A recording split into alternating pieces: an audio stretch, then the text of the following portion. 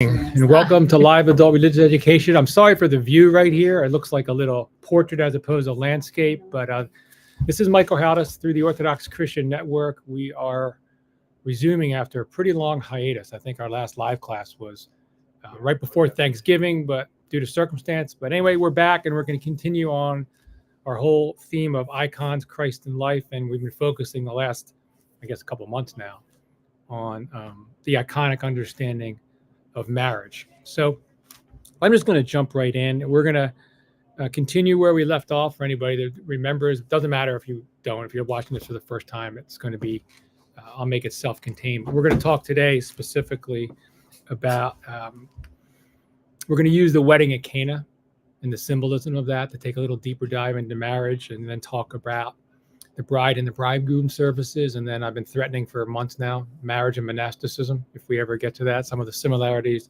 and differences. So let's jump right into the wedding at Cana. And I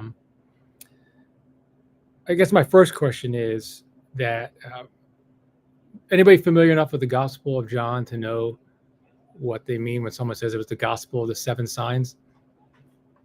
Seven signs? Mm-hmm. The miracles of Jesus? Or? Yeah, John called them specifically. He said, right at the end of, okay, so the wedding at Cana was John chapter 2, verses 1 through 11. In verse 11, it says, John says, "This is the beginning of signs Jesus did in Cana of Galilee and manifested his glory." So the other signs were, so the first sign was changing water into wine at the wedding, right? And then there's other signs, and they culminate with the final one, which was the raising of Lazarus.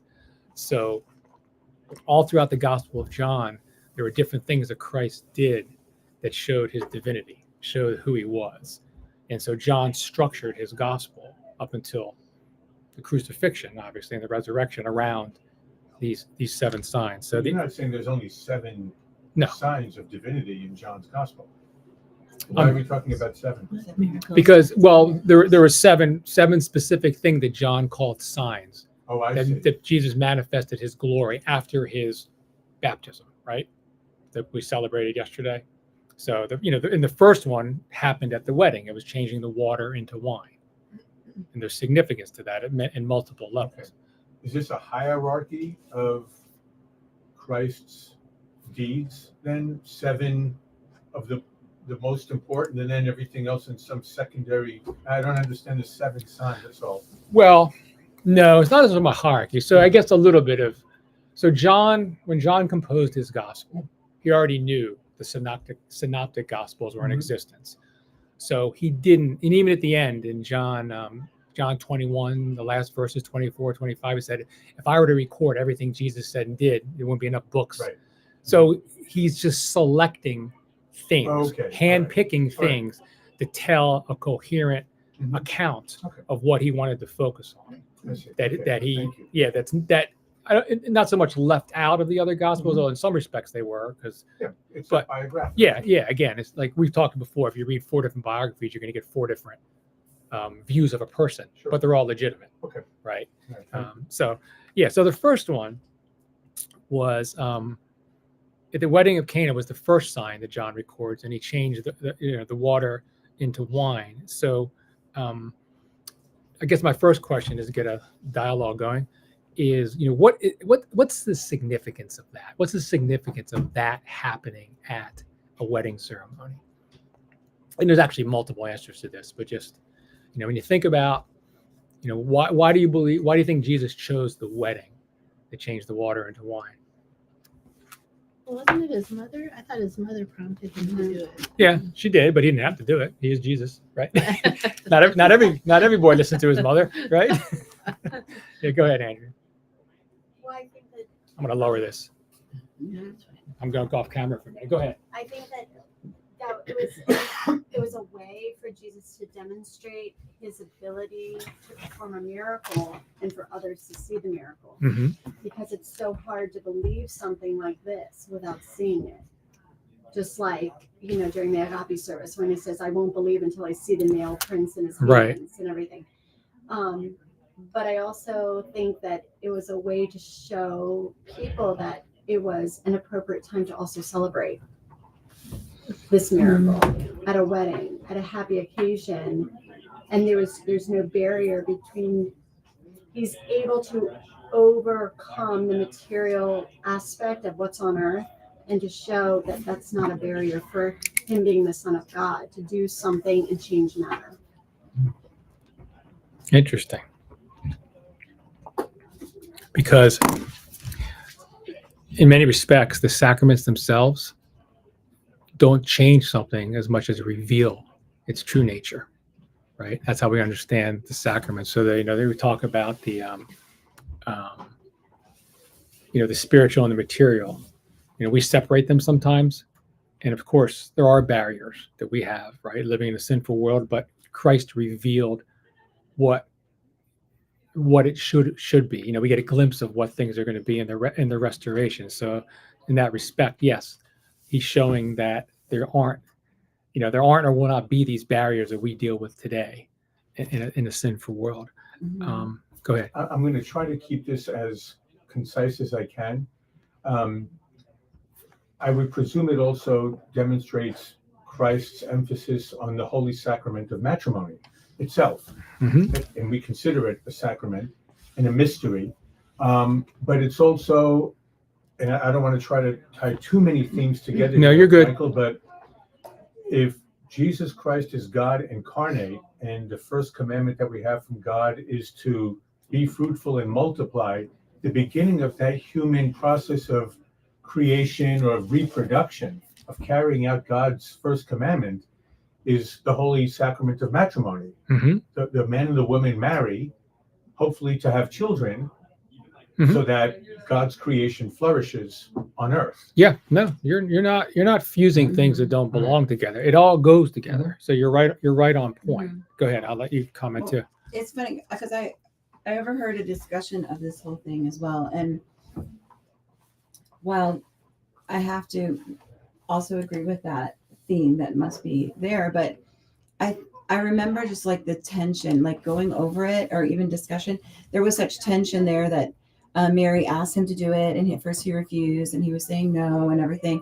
And I think that although in a way it wasn't like, hey, everybody, if I'm remembering right, Mm-hmm. which I could be wrong, it wasn't like, hey, everybody, I'm going to change. It wasn't this massive public showy thing. It was something done out of mercy, if I remember. It was like so that the family wouldn't be embarrassed. And it was a generous act, but it was almost like a merciful act that Mary wanted. And I remember contemplating that thing, like kind of a maternal thing, like why was Mary pushing him? Why? And I must say, I don't understand. I didn't come to a conclusion, but except that he was pushed into doing this first thing.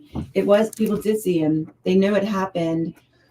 It was public, but it was motivated out of, in some regard, like it was a charitable act in a sense, right?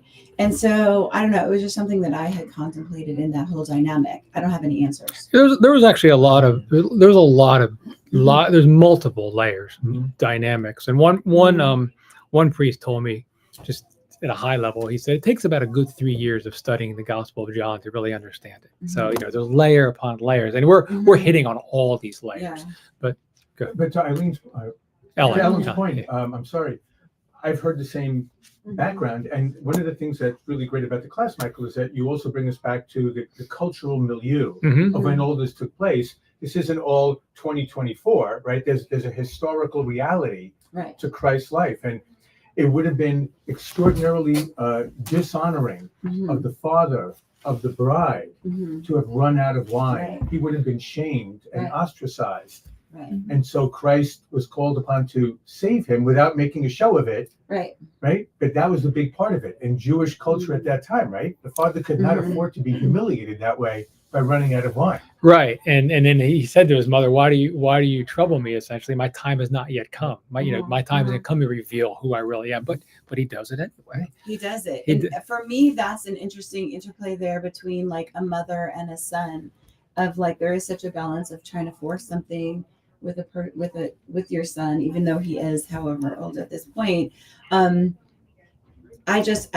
have thought about it so much, but and what I also love, I think overwhelmingly, what is in my interactions with other people, like so many people have problems with religion, and yet for me, what I always the overriding thing is like Christ is such a merciful figure. His mercy and his kindness is like something that is so comforting to me, and like that's what I have taken out of this was that he was fighting, he was the struggle against his mom, but I don't know, like People don't have a problem with religion. They have a problem with your Organized. religion or my religion. Organized That's what they have a religion. problem with. There's Yeah. religion in their lives, right? Uh-huh. Always. Everybody participates in ritual Mhm. participation in life. Okay. Mm. Everybody, yeah. every single person. Mhm. And, you know, Mhm. they just, what's happened, again, what, you know, I won't go too far afield, but it is germane to what we talk about in here, Mhm. is that in the ancient world, give you an example, go through the Bible and see, and the English can be deceptive, what I'm about to say sometimes, but I defy anybody to go through into the Bible and find any place where they're trying to argue whether God exists or not. It just was and is. There's no debate. There was none of this separation. Religious life was embedded in life. There was none of this. That's the culture of this. Now, today, we have everything in its little buckets of choices, right? Organized religion. And the people that are most against it, I would argue, I would look at their lives and point out, let me show you your religion, what you do on a daily basis, right? That's religious. So Sure. it's, Where are your resources so- and time going? And yeah. so culturally, what's going on here Mhm. is, you know, Christ refers to himself, as we've talked about in the past, as the bridegroom. You know, he said that several times. Mhm. So the weddings were always understood to not only to, you know, the union of a man and a woman, Mhm. but also pointing to something bigger and deeper as the union between God and mankind in general, right? Mhm. So they're always understood culturally. Mhm. That's how the ancients thought. They knew this was this, but it also meant that all at the same time. Mhm. There's none of this compartmentalization and separation that we in our sophistication do today. And then we look back through that lens and then interpret these events and we get it wrong. Mhm. Okay. Just to be blunt, we must, you know, so that's why you got to study these things and, you know, and study them in the context of our own ritual participation in the sacramental life. Otherwise, you can get these people multiple degrees, know everything about everything, but actually know nothing because they're not. It's just intellectual knowledge. It's not Right. part of the ritual participation, the sacramental participation in their life. So what's going on here? There's lots of things. So, Mhm. you know, the request of the mother, we often point back to this gospel often when we talk about intercessory prayer of Theotokos and how the request of a mother is very powerful. Mhm. Case in point, Yeah. Jesus says, why do you trouble me? But he did it anyway. You know? Yeah. I did, for me as a mother, I'm always sensitive to this control dynamic that is so alienating to a lot of childhood relationships. But what I try, like, I see that he's giving someone dignity here. Yeah, always. And always, that's what the common thread is. for He me. always gave a person an opportunity for dignity or repentance, no matter what the scenario, even in scenarios where he would use strong language, like we've talked about before. We called somebody a brood of vipers, whatever. It was always about the repentance of that person. And again, repentance, just to refresh, repentance defined as, you know, the focus on God, not necessarily being, because you can live repentantly without having done terrible things or wrong things. It's just, it's that orientation to God. So here we have, you know, so there's a lot of elements going on, but you know, the transformation taking place at a wedding also echoes what other sacrament? Water to wine, right? The Eucharist. So we have many elements. We have the wedding union. We also have the Eucharistic union of people with God and in each other. So you have, you know, these multiple layers here. So, you know, Christ is telling us so much, showing us so much in this miracle. You know, another thing is, and this, I don't expect anybody to know this unless they necessarily study this, but the fact that this wedding takes place in Galilee, there's a significance to that. And you can, by the way, you can find some of the notes on this in the Orthodox Study Bible. And of course, you can go from there, and there's all kinds of other resources to, you know, go out. But the Orthodox Study Bible actually does a good job of succinctly, in a page, breaking down this wedding. But the fact that this happens in Galilee means something else too. What is that, Who's- Michael? Okay. Well, I'm not. Well, I'm not trying to be the smart guy here. I want to give somebody else an opportunity to answer if they want. It's like the beginning of You can him, tell in right? 1 second. Yeah. Okay. Do you It's, have an idea, Alan? Or? it has to do with populations, demographics. Okay. Galilee had a large Gentile population. So he's doing his first sign that John records in the place with Jews and Gentiles. And it has to do with union. Ah, See? So we have the symbolism of this understanding. And now Christ was going to be, for all people, the gospel's for everyone, not just the Jews, right? So you have that element. Again, I don't expect. I don't hope this doesn't come across like arrogant, but unless you seek it out and study it, no one's Right. going to know that yeah, all off the top of their head. Well, But- somebody's teaching and the others are listening here, so it's Right. okay. But I know. But I want to give everyone an opportunity to, Don't give us too many opportunities. Sure, there's stuff. John's like, I don't want to. Just tell me what to do, right? Yeah. You're making me think. Just tell me what to do. Correct me. That sounds like a frustrated business meeting. Okay, enough. Just tell me what you want done. All right. So John's okay. Here's another one. While we're on this thread, John. So remember, I said it's John 2:1-11. It opens on this. On the third day, there was a wedding in Cana of Galilee, and the mother of Jesus was there. So we have another. What's the significance of that? On the third day. Third day was what's that point to?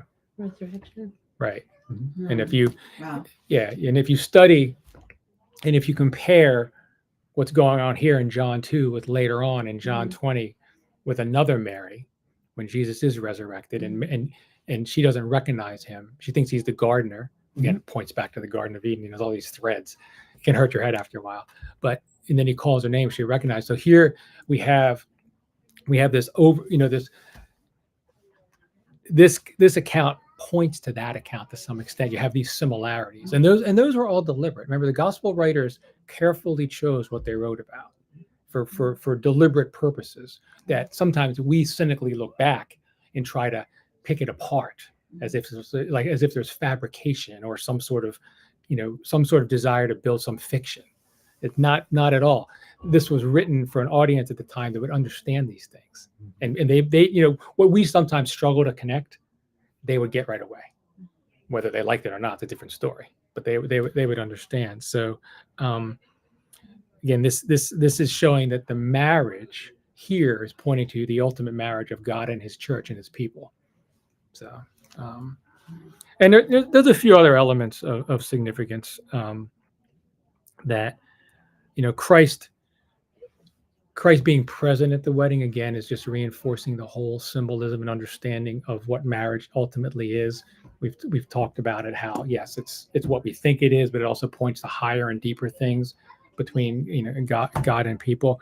But Christ is affirming he's affirming what He put in place in Genesis when we brought Adam and Eve together by being present at this wedding in His incarnation and performing a miracle there. There's also something else that I want to point out when we're talking about symbolism. So do you remember how many water pots there were? 7, No, there were 6. 6. And so anybody know the symbolism of 6 versus 7? Imperfection. Yeah, imperfection, right? Oh. 6 is 1 less than 7, which Wow. means complete. Mhm. So Is this again Judaic culture at Yeah, that time? yeah. Mhm. So they didn't. I think numerals came Right. along later. Mhm. So there were words, numbers meant the same thing. So like if you ever study Revelation, Mhm. you want to take the mystery out of Revelation and not go to bed at night worrying. There's a lot you understand if you start to understand what the numbers mean, like 666 and all that stuff. But so 6 was always less than 7, less than perfect. So it became associated with like the devil's number or something less. Mhm. So there were 6 water pots, but then he transforms them, right? He transformed the water in the water pots into the wine. Mhm. So it's I think I wrote something down. I can't find it right now, but again, that's the symbolism. There is it's the transformation. It's taking that which isn't perfect, right? The running out of wine, and of course, it's the good wine too. because later on Right, when he tastes it, yes. he's like, Right. "Hey, he brought out the best Yeah, stuff." yeah. We wait there. We wait till everybody gets plastered. We bring out the cheap stuff. Yeah. So sorry, Andy, was that back on? No, Okay. And so, and actually, too, while we're on this, the wedding at Cana, you can find this article on the Greek Orthodox Archdiocese Presbytera. Carrie Pappas wrote an article about icons of marriage, and she picked 3, and of course she included the wedding at Cana as one of the icons. And and what she points out, among other things, is if you look at the icon, I probably should have brought a picture. It's there's a lot of people in the icon, so it's pointing out the whole communal aspect of marriage, not just between the couple, but Right. being part of the community. So if and maybe we'll get to it, but if you look at different icons that teach us about marriage, they all talk about different aspects of it. So one of which is the wedding at Cana is the whole communal. Because remember, these celebrations lasted days. It wasn't like ours where we're used to maybe a full day or half a day and an evening, whatever. But these were large community events, and that's why it was so terrible to run out of food or run out of wine. Yeah. Well, we're Greeks. Imagine a Greek function running out of food, Yeah. right? That would Or wine. or anything, Alcohol. right? Yeah. Johnny Black. Yeah. Yeah. Johnny Walker. Yeah. So Michael, I have a question. Yeah, for please. you. And part of this is, again, general scriptural ignorance. Mhm. But the one thing that I was thinking about, maybe, and if I'm wrong in terms of other instances of this kind of experience in Christ's life, at least this is the one that's one of the most famous, but almost every recollection I have of Christ in scripture, he's delivering a sermon, he's at the temple, he's preaching, he's performing miracles.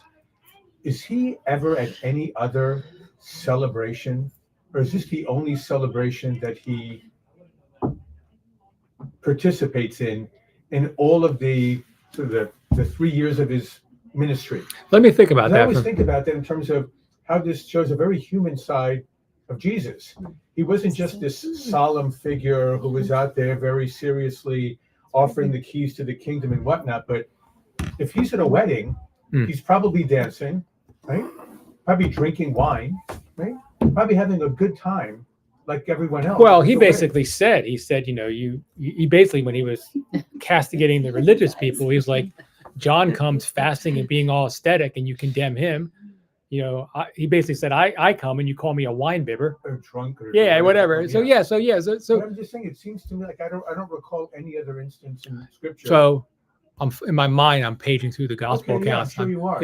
I'm trying to think. But I just Not thought about many, but if you again, they're very pithy in how they wrote. Yeah. If you read between the lines, what you realize, most of the gospel writers are giving you a very summary version Of course. of everything. So like and I can't remember the account, I can't remember which synoptic gospel, but like one instance, it's clear he was talking to the Pharisees all day and all night, reasoning with them, begging them, trying to get them to see.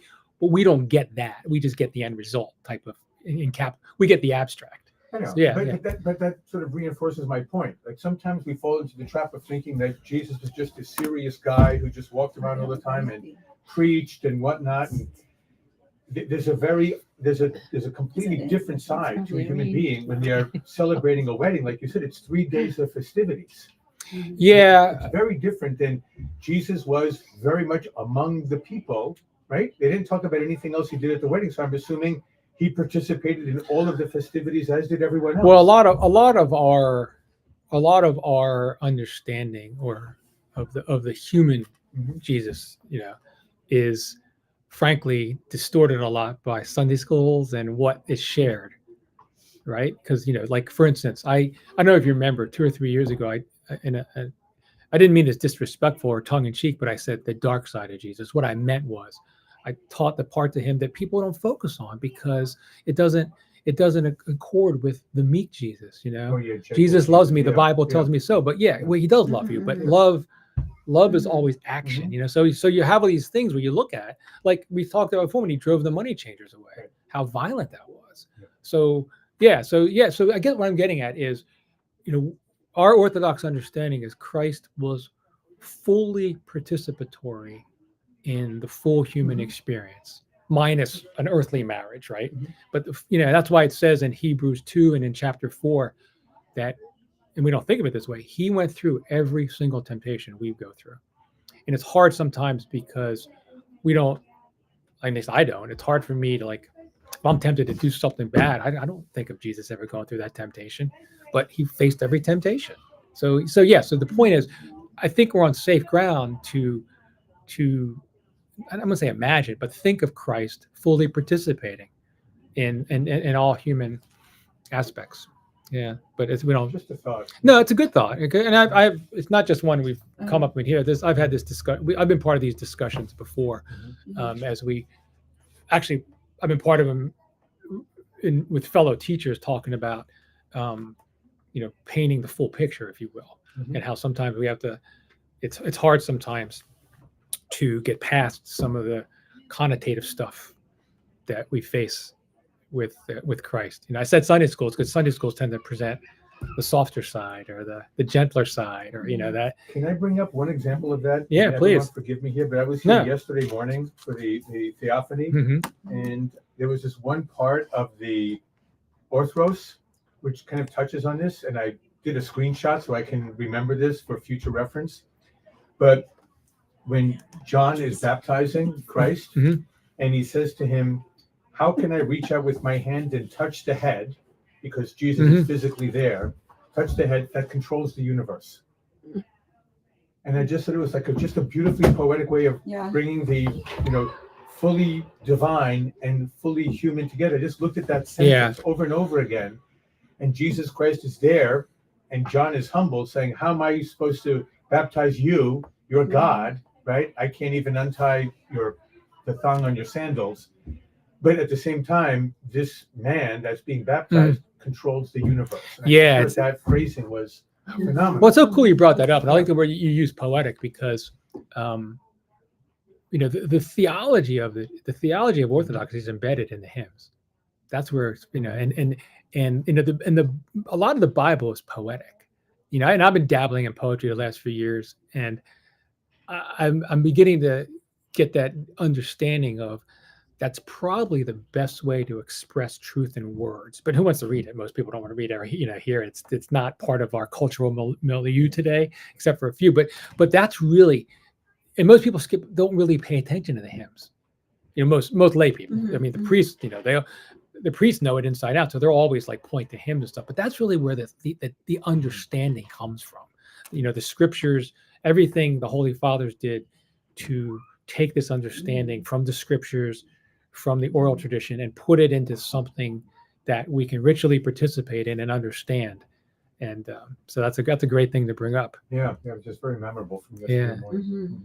Yeah, because I struggled with that for years because my mind races too much, and reading a hymn or reading a poem requires a focus that I just didn't possess. I'm getting older and slower now, so I'm starting to possess it through deterioration. But it's So I'm sorry if I'm distracting you. No, not at all. I found it online, but I wasn't here. But for these hymns that you're talking about, like that's something sort of like, is it like half in Greek though and part in English?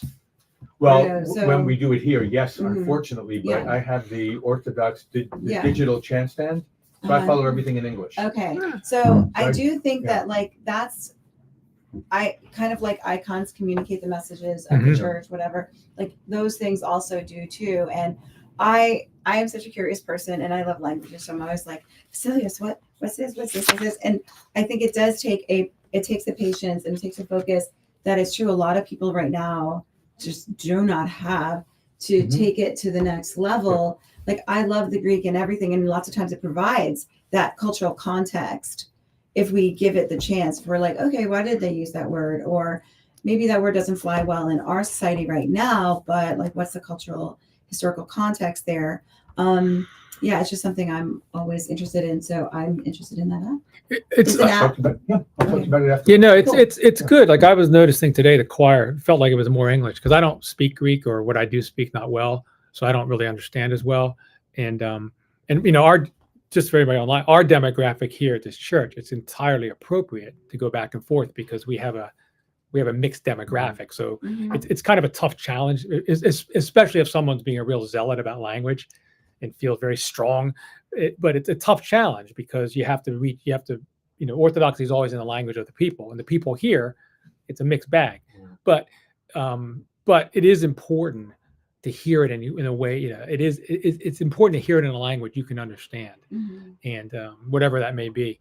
And so I was actually paying attention to the hymns today more because they were more in English, and I sometimes need a refresher to get the depth, or to feel the depth of what's trying to be experienced and communicated.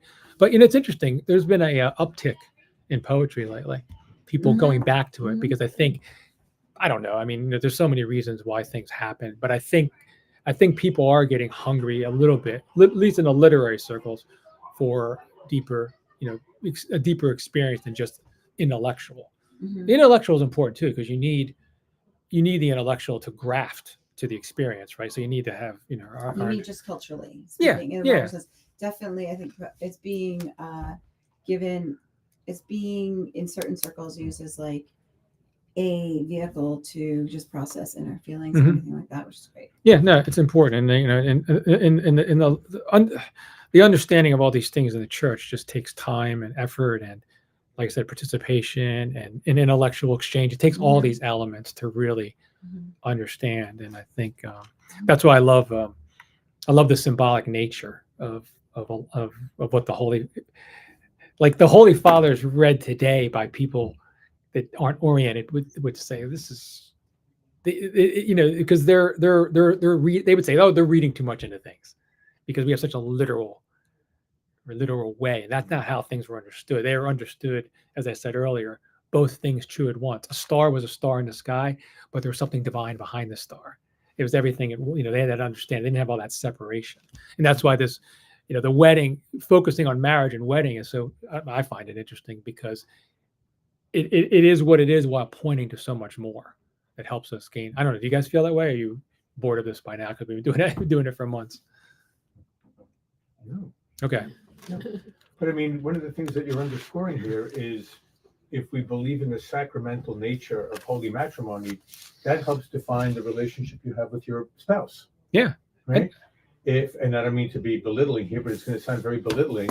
I was watching some movie or some show with the boys a few days ago, and Curb Your Enthusiasm. And when you create your own vows, it's just not the same thing. When you are acknowledging that this is a union that is being blessed by God, and you treat that partnership, that relationship permanently as one that is blessed by God, I think, you assign a different level of importance and prioritization and whatnot. And so, holy matrimony, whether it's the sacrament or whether it's the reference you're bringing up here, Michael, in terms of the iconography of marriage, it's central to how we exist as individuals and in a communal way with our spouses, with our families and whatnot.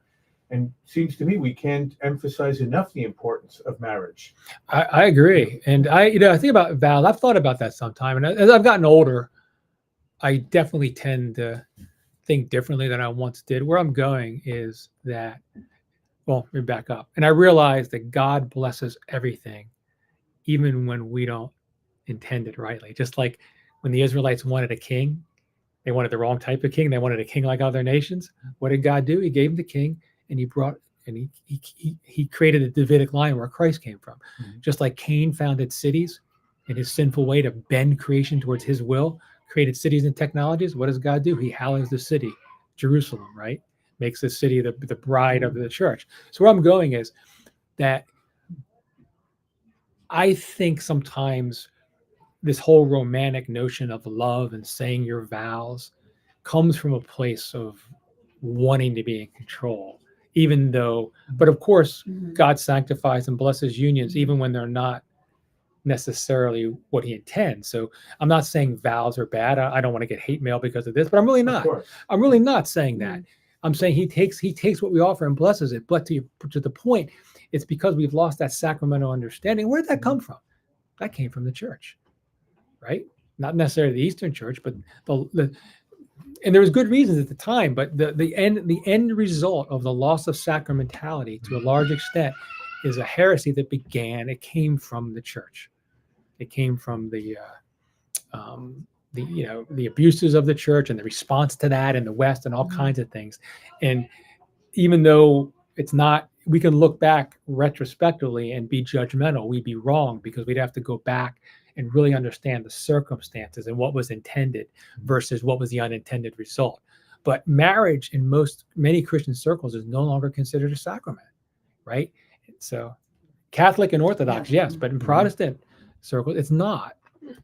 And so the unintended consequence of that, of course, is what is marriage then, right? So the sacramental understanding of marriage really speaks to so much, not only between spouses, but between people, between God. So that's where you were essentially going.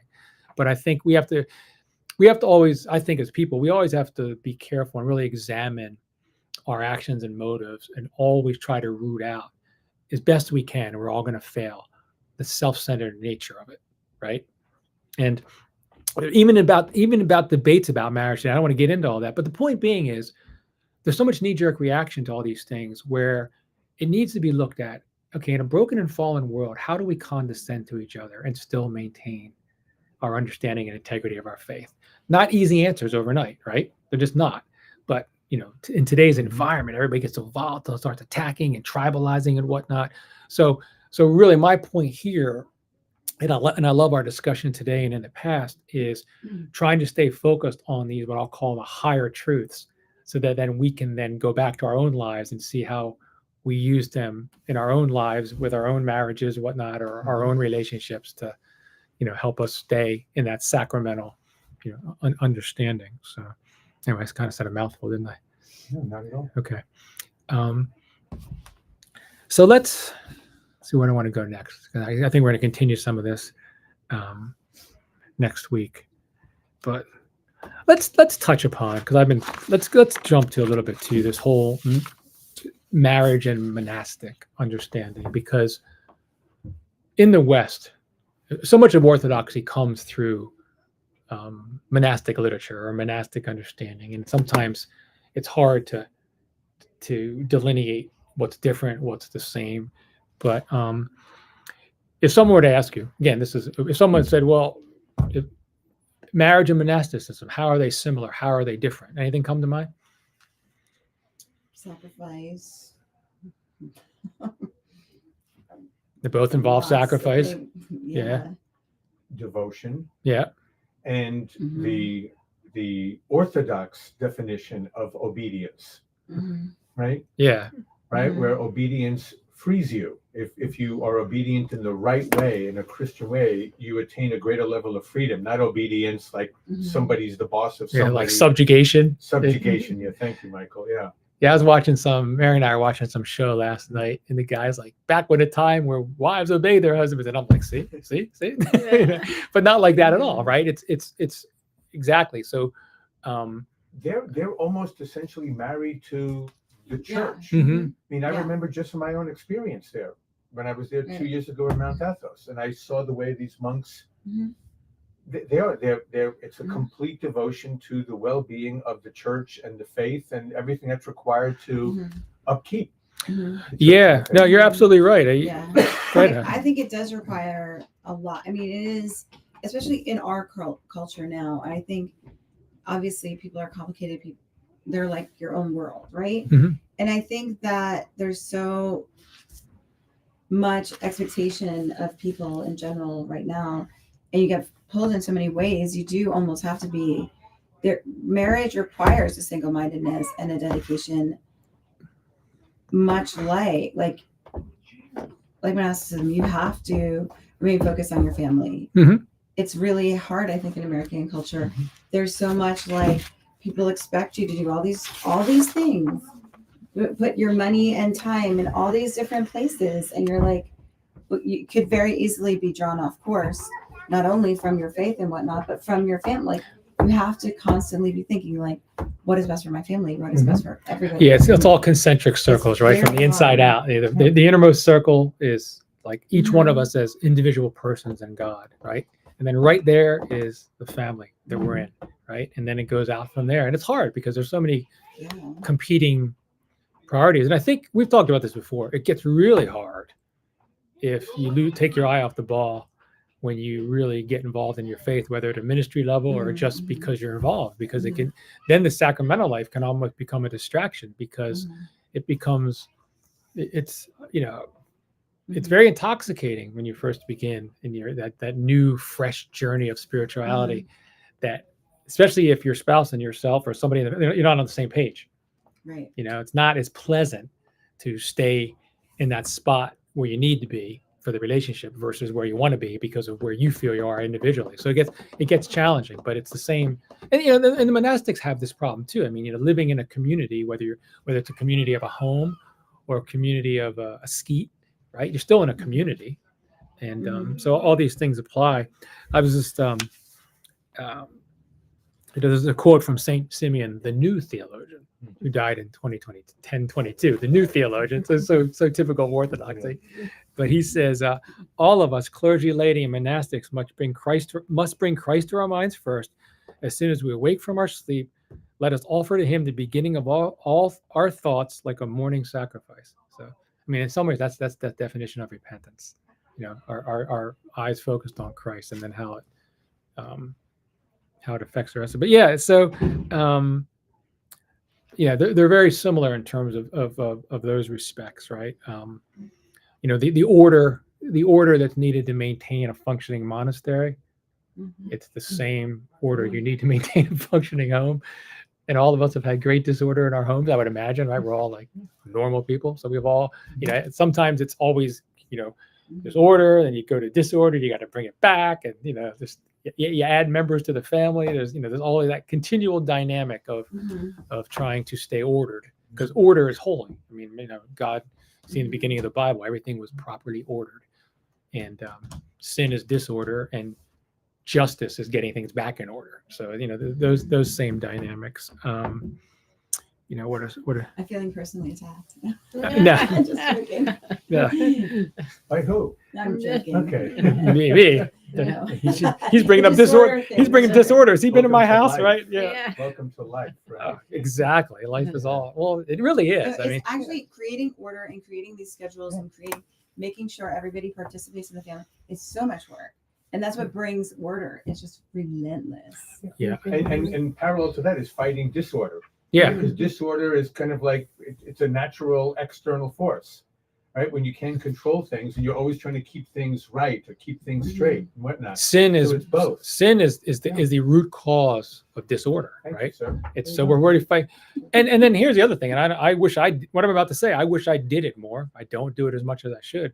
But in trying to create order, I almost never begin in prayer.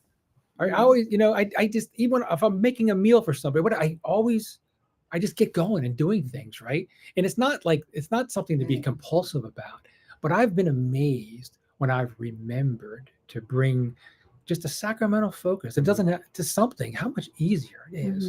And I'm like, Lord, you know, you think I'd know this by now, you know, but if to bring order is to be ordered yourself. And that's why it's so important to get that plank out of our eye. And it's not selfish, and it's not a cop-out to not take on every cause in the world because you're focused on getting the plank area. It's a humble admission that I'm really not qualified to take on every cause. There's only so many things I can do, right? But I got to get this plank out of my eye first, you know? And I think that's why Christ really, you know, he didn't, if you really, I mean, I know you all know most of this. I mean, if you really look at what he said and did, it really was beginning at the individual level in the context of community with getting people to get right first, you know? So just real quick, I know we're wrapping up, but what about some of the dangers or differences between, you know, the marriage and monastic life? The differences? Mm-hmm. Well, as a monastic, like I was thinking, it's your journey with God. You don't have to think about anybody else's journey with God but yours. Except for maybe you're part of a community. your brothers or sisters, yeah, right? Yeah. You don't have to. You're not in a relationship with another imperfect being. As a monastic, your marriage is with the perfect being. So Well, you got the imperfect being around you, though. You do. Yeah. but Mhm. you're not raising children with Right. that imperfect being, right? You're not making decisions for your kids, That's what doing Luke's all here. those Right, things. Our spouses aren't here. Let's be honest. People to fold their clothes and take them to their I closet, don't know if Poor you're children. YouTube. Poor children. right? So, All these imperfect beings. and so it's that relationship with God, and I think with a monastic, yes, everybody else is on their own, journey as well, but those intimate family situations where being a monastic, you don't have to do with those same, challenges. Pulls. Yeah. And I would like to think, in my head, I think of the monastics as like the anchor of Orthodoxy. They're the anchor, right? They keep things moving. And it's all of us who are in that general lifestyle that we're dealing with the spouses and the children and all of these other dynamics. And you're also in a very controlled environment. Well, they definitely serve a purpose, right? Yeah. Because, they're able to pray at levels and more frequency that, we would argue keeps the world from disintegrating into total chaos. But So they're the anchor. yeah, an anchor would be a good way to describe it. Or certainly, if you look at life as an assembly line, they play a vital function. But most of life is lived outside of monastic walls, right? And so, I think one of the dangers I'm getting at is, especially for Orthodox, especially in the new fervor of Orthodoxy, trying to sometimes take too much monastic principles into our family lives, right? I'm not just talking about sex, right? I'm talking about just in general, right? Because ultimately you have to serve your family, and Mhm. in the monastery, people are going to be at different levels spiritually, but it's different because they're all there because of a calling that's been discerned, right? Whereas I don't know if you guys have experienced this, but certainly when you feel the call yourself, what if your husband and wife's not feeling it, or your children aren't feeling it, or I shouldn't say feeling it, experiencing it? I mean, you're at different places, and how do you navigate through that? And how do you do it without causing disorder or dissension? Reaction. Yeah, it's I tough. feel like there's always this, it's like my sister and I were from a big family. We noticed it when we were kids. We would call it the seesaw of human dynamics. It's like once one person starts getting really such and such, the other people are like, oh, whatever. It's like everything you do has a reaction. And it's just very interesting. Fun. Yeah. Like, I don't know. I mean, honestly, like when I had to drive Teddy here to be on time for services, I was always like making sure I was here on time. And then I'm like, oh, he's there on time. Or like, oh, now Vasily's doing Sunday school. He's there earlier too. It's like, okay, we do my hair. I'll watch online until I get ready. It's just like everything in your family, everything you do has an effect on other people. And even though you can be like headed in one, I think everybody can have the same intent. It's just like, you can't control other people. You can't attempt to control other people, but there's just so many, it's just interesting. Yeah, and there's a saying, I forget who said it, that the heartbeat of the home is the marriage bed, right? So I've never heard that before. someone said it to me. I forget. I credit the person if I can remember it. But I remember it resonated with me because it basically reminded me that it's so important. If you choose to be married, it's so important to maintain and try to make sure your marriage is as healthy as possible because of how it affects the rest of the home, everything. And then it's when you have children, it's easy. Let's face it, if your marriage is blessed with children, you can easily lose each other as you're focusing on the kids, because that's just, you love your children. I mean, so anyway, so there's a whole lot of things, but there's more to cover on that, but I guess we're a little past time, so I guess we'll continue next week on this thread. It's not quite exhausted yet, unless you guys are exhausted by it, because I can go in a different direction, but we can continue. There's a few more things that I have planned. And then I'm going to end. Andrew, you brought a smile to my face. What you said, what I think about, I'm a perfect being surrounded by these imperfect beings. You didn't say that. You didn't say that. No, you didn't. Not say You didn't say that. You didn't say that. You just mentioned the imperfect. You mentioned the imperfect beings. Well, Yeah. So anyway, so then it's good to be back. I'm glad we were able to have this small gathering today. But thank you for those that joined online. So the plan is to continue through towards the end of April, because Pascha is in early May this year. I forget some Sundays in between that we may not be able to, like Sunday of Orthodoxy or whatever. But we're basically going to be back on a clip of regularity from here on out. So God bless everyone. Have a wonderful week, and we'll look forward to being back with you next week. God bless.